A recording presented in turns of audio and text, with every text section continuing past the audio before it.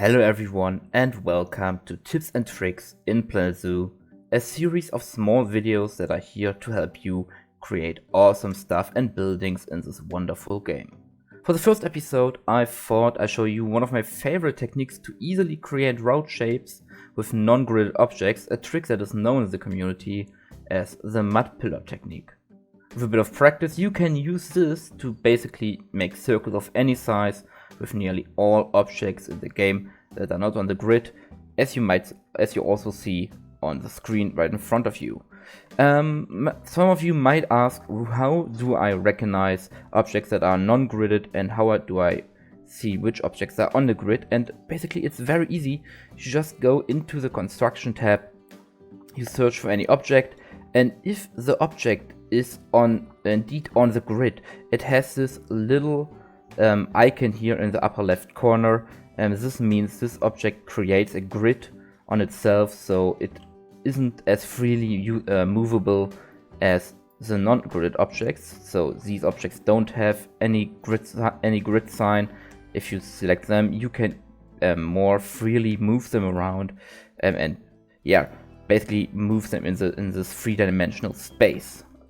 But what is the mudpillar technique?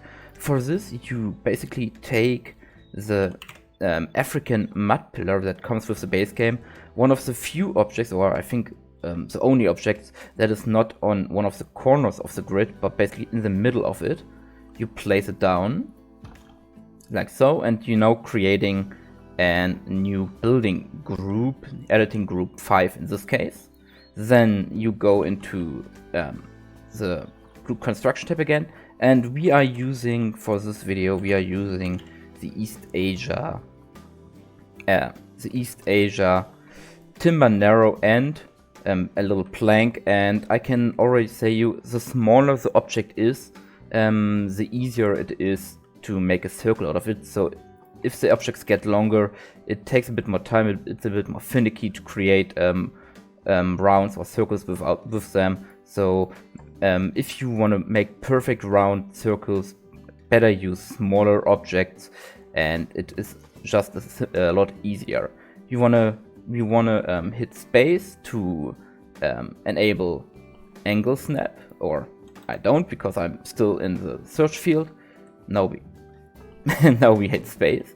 Today it doesn't want. Okay, we can also just type click here, and now we can move it freely. We want to point it right. We want it to have like that. Then to make it even easier, I just lost it. We also click align to surface and position snaps. This makes it easier for you to place the object, because it has to be in the middle of the mudpillar for it to work. If it's a little bit to the right or to the left, the circle basically breaks when you create it.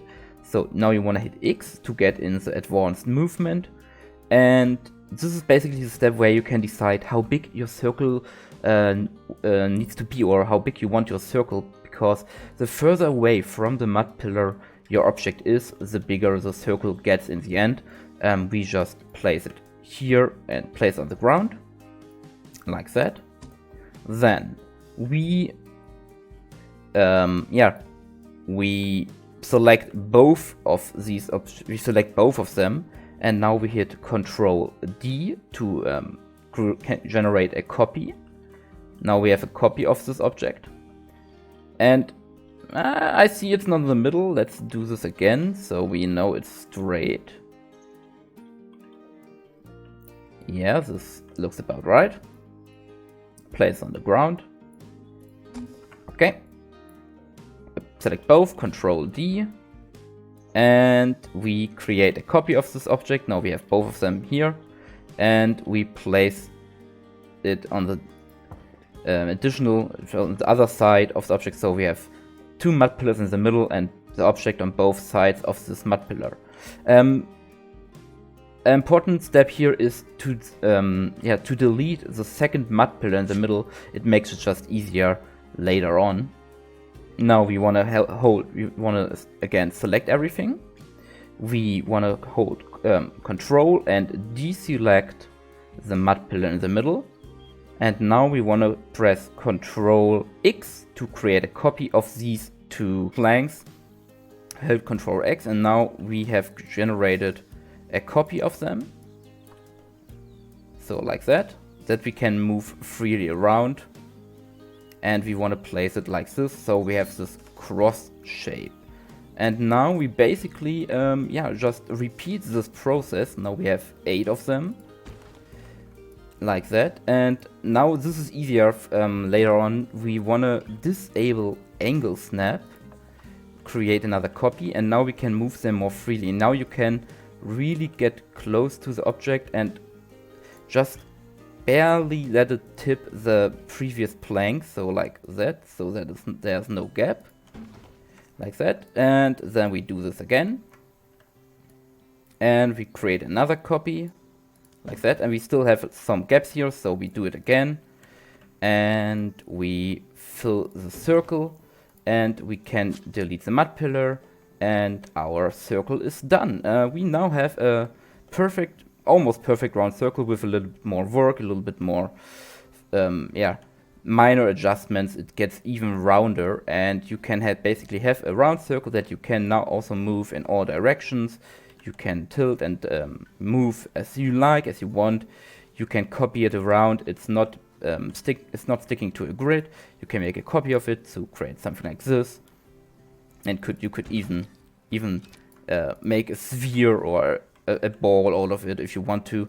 And yeah, the same works if you have multiple objects. So if you go here and we place another plank on top,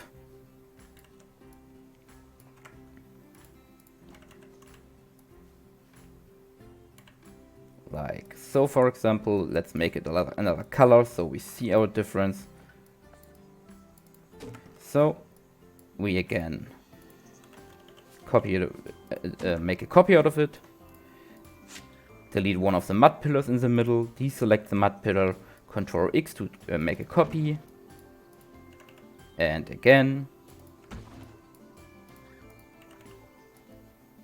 and now we disable angle snap, and we place it very close to the other one, and so. And there. Always make sure you have all of the objects marked, so nothing is left behind. And another one. And now we also have a little, we have 2 different objects copied around, also in a circle. And with this, you can make awesome creations. For example, I use this a lot in my zoos. For example, to make planters like these. Like these 2 in different sizes for flowers or trees. You can also make signs out of it, maybe on the ground or on walls, maybe like a logo for your zoo. And recently in my Raven Creek series, I used this technique to make the arch for my train bridges. It's the same way, also done in the same way, just that I deleted the other half of the circle. So it's only half a circle, and then I had a perfectly round arch for the train bridges. So this is the mud pillar technique, a very useful and versatile and not too complicated technique if you know what you have to do. And it really helps making round shapes that are otherwise sometimes really tricky to generate. And I hope this was helpful for you.